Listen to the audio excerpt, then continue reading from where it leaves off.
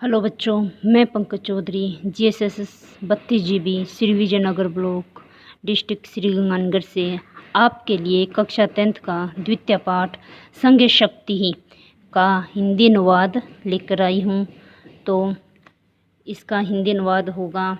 नीति कथा साहित्य है, हितोपदेश है, अन्यतम है ग्रंथ है।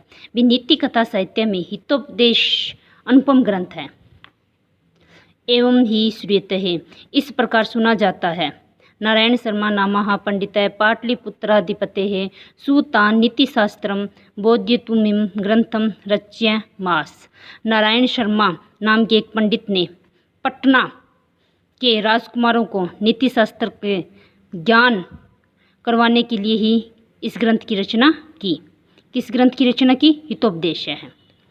स्वयं मनोज्ञ है, प्रभाव में शैल्या अयम ग्रंथ लोकस्य है इति प्रसिद्धम अभाव। अपनी मनोहर प्रभाव में शैली के इस ग्रंथ ने लोक में बहुत प्रसिद्धि प्राप्त की। सरल सरल भाषा अस्मिन् ग्रंथे पंचतंत्र ग्रंथः दारीकृत्यः पशुकथानां संग्रहो अस्ति ही।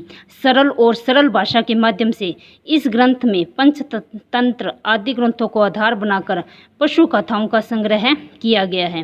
हितोपदेश चत्वारा परिच्छेदः उपलभ्यन्ते हैं।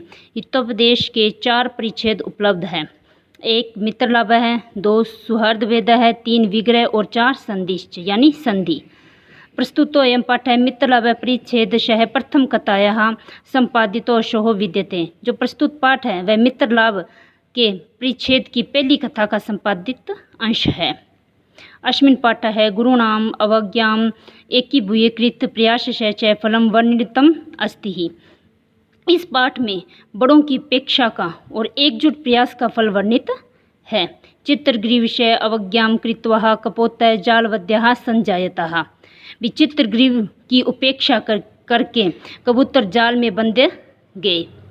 पुनश्च चित्रग्रीवस्य है उपदेश है एक चिति भूय है संहितिमाश्रित है जाल माध्यम एवं उड़ितः एष एवं पाठस्य उपदेश है संज्ञ शक्ति इति वा साहित्य कार्य साधिका इति वा। फिर विचित्रग्रीव के उद्देश्य से एक मत होकर एकता का सहारा लेकर जाल को लेकर ही उड़ जाते हैं। ये इस पाठ का उपदेश है कि संघ में शक्ति साहित्य कार्य को साधने वाली होती है। भी संघ संगठन में ही शक्ति, ये तो हमने सुना ही है, भी एकता में ही शक्ति होती है। तो इस पाठ का अनुवाद होगा संघे शक्ति ही। अस्ति गोदावरी तीरे विशाल सालम तीरुहुम। भी गोदावरी के किनारे एक विशाल सेम्बल का पेड़ है। नाना दिशा दहा गतः रात्रो पक्षिणों तत्र निवसन्ति।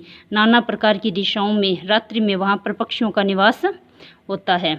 अथ कदाचित अवसानायाम रात्रोः अस्ताचलचूड़ा अविलामिनी भगवती कुमुदिनी नायिके चंद्रमसी लघुपतनक नामः वायस्य प्रबुद्ध है। बी इस प्रकार इसके बाद कभी रात बीतने पर जब भगवान कुमुदनियों के स्वामी चंद्रमा अस्ताचल के शिखर पर लटके हुए थे यानी अस्त होने को थे, तब लघुपत नाम के कौवे ने जागने पर दूसरे यमराज की तरह आते हुए एक शिकारी को यानी वायस्य यानी शिकारी को अपनी तरफ आते हुए देखा।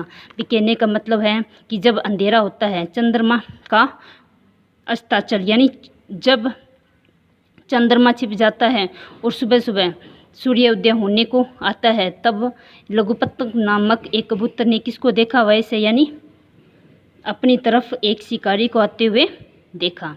तब अवलोक्य अचिंत्यत। इस प्रकार वह अस्त होने को थे। उसने देखा कि आज न जाने, उसने मन में विचार किया भी अब क्या करे। अद्य है प्रात्येक अनिष्ट दर्शनम जातम। अरे सुबह सुबह किसके अशुभ दर्शन हो गए। न जाने किम अनवित्वम दर्शयति ही। न जाने आज क्या अनिष्ट हो जाएगा। अतः तद अनुसरण क्रमेण व्याकुलम चस्ति ही। अतः उसके पीछे चलने से वह व्याकुल हुआ चल पड़ा। भी वह बहुत व्याकुल हो गया था। सुबह सुबह उसने शिकारी को देखा और देखा कि भी न जाने सुबह सुबह मेरे किसके अशुभ दर्शन हो गए हैं, अब क्या किया जाए। इस प्रकार वह सोचने लगा। अथ तेन व्याघ्येन तंडुलकनान विकीर्य है जाल विस्तर नहीं। इसके पश्चात उस वधिक ने चावल के कण बिखेरने पर जाल बिछा दिया। भी उसने क्या कर दिया, चावल के तंडुलान यानी चावलों को बिछाकर जाल बिछा दिया। स च प्रश्नो भूत्वा स्थिति ही। उसी समय चित्रगुरु नाम के कबूतर के भी स च प्रश्नो भूत्वा स्थित है और वहाँ कहीं छुपकर बैठ गया।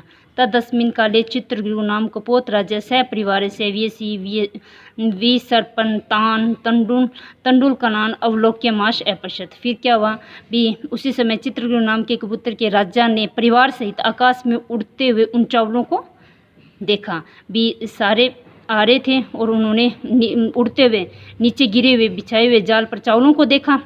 तत्कपोत राजा तंडुलकन लुभात कपोतान प्रति आहे अकथ्यत। तब कपोत राज ने चावलों के लोभी कबूतरों से कहा। भी जो चावल थे उन्होंने चावल पाने की चाय की उनके परिवार ने, लेकिन फिर कपोतराज को तो पता था भी ये जाल बिछाया गया है। फिर भी उन्होंने कहा कुतोत्तर निर्जन वन तंडुलान का आना संभव होता है। भी इस निर्जन वन में चावल का आना संभव नहीं है। तनी रूपकाय तावत, अर्थात भी हमें इस पर विचार करना चाहिए। भद्रिदम न पश्यामी, इसमें कोई कल्याण, भद्रम यानी कल्याण, इसमें हमारा कोई मुझे कल्याण नहीं दिखाई दे रहा है। सर्वथा अविचार्यम कर्म न कर्तव्यम, हमेशा बिना विचारे काम नहीं करना चाहिए। एत वचनम श्रुत्वा कश्चित कपोत सर्दवपम आहे कथ्यत। इस बात को सुनकर कोई कबूतर बड़े घमंड के साथ बोला।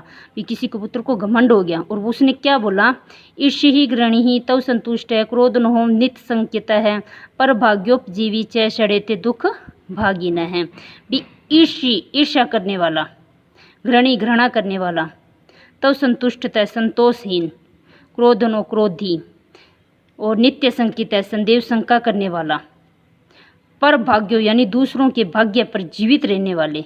ये जो 6 दुख के भागीदार होते हैं, ये भी 6 दुखी में रहते हैं। भी जो ईर्ष्या करता है, घृणा करता है, संतुष्ट नहीं होता है, क्रोध करता है, दूसरों पर शंका करता है, दूसरों के भाग्य पर जीवित रहता है, तो ये 6 क्या है, दुख के कारण है।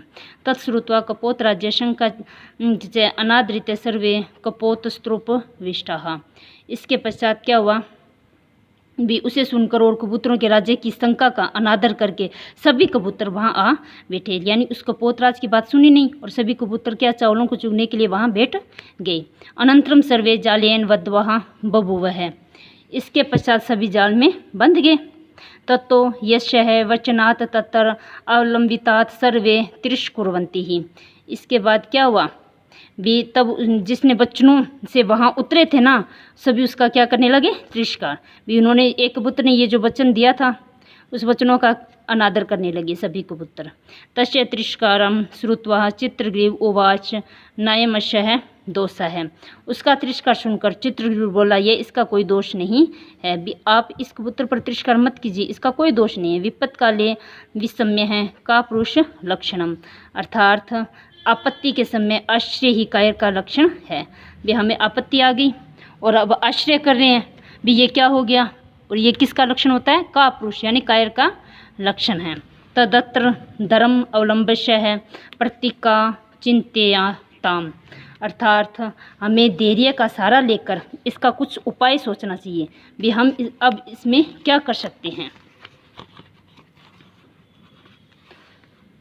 इदानीम एक क्रियताम, भी उपाय सोचना चाहिए। सर्वेक चिंत्य भुए जाल अवध्य है उड़िए ताम। भी उन्होंने क्या किया, भी धैर्य का सहारा लिया। अब ऐसा ही करना चाहिए, सभी एक मत होकर जाल को लेकर उड़ जाना चाहिए। तो उसने बोला भी सारे एक मत हो जाओ और जाल को लेकर उड़ जाओ। इति विचिन्त्य सर्वे पक्षिणः जालम अद्योत्पितः, अर्थात इस प्रकार ऐसा विचार कर सभी पक्षी जाल लेकर उड़ गए। अनंतरम से व्याज्ञ सुदूर जाल अपहकारांतान अवलोक्य पश्यान दावनम अकरोता है, अर्थात इसके बाद वह व्याघ बहुत दूर से जाल का अपहरण करने वालों को देखकर पीछे दौड़ा। भी मेरे जाल का किसने अपहरण कर लिया है, भी उसका तो जाल ही चला गया। फिर वह पीछे पीछे दौड़ा। तदेस्तु चक्षुर्विशांति क्रांतेषु पक्षी च व्याज्ञ निवर्ता है। फिर क्या करा उसने, भी तब उन पक्षियों के आंखों से ओझल हो जाने पर वह व्याग लौट गया। भी बहुत देर तक उन पीछा किया, भी मेरे को जाल मिल जाएगी, लेकिन वो पक्षी कहीं दूर उड़ गए थे। जब मैं व्याग को अब दिखाई नहीं दिया था तो व्याग ने पीछा करना छोड़ दिया। अतः एवं उच्यते, इस प्रकार कहा गया है, अल्पनापि वस्तूनां सहिति कार्यं साधिकाः तरणैः गुणत्वं मापनैः वन्द्यते मद दंतिनः। अर्थात अल्प यानी छोटी छोटी वस्तुओं की, छोटी छोटी वस्तुएं हैं एकता कार्य को साधने वाली होती है। भी छोटी छोटी वस्तुओं की जो एकता है ना, वह कार्य को साधने वाली होती है। तिनका यानी तरणय यानी तिनका जब गुणत्व को प्राप्त हो जाता है, अर्थात बंट दी जाती है, बल दी जाती है, तो वह एक मददंतिन यानी मदमस्त हाथी को भी बांध लेती है। एक तिनका कुछ नहीं कर सकता, लेकिन तिनके तिनके जोड़कर एक जब रस्सी बन जाती है तो हम किसको बांध सकते हैं, मदमस्त हाथी को। इस प्रकार इस पाठ में हमें यही समझाने का प्रयास किया गया है कि एकता में ही शक्ति है। धन्यवाद।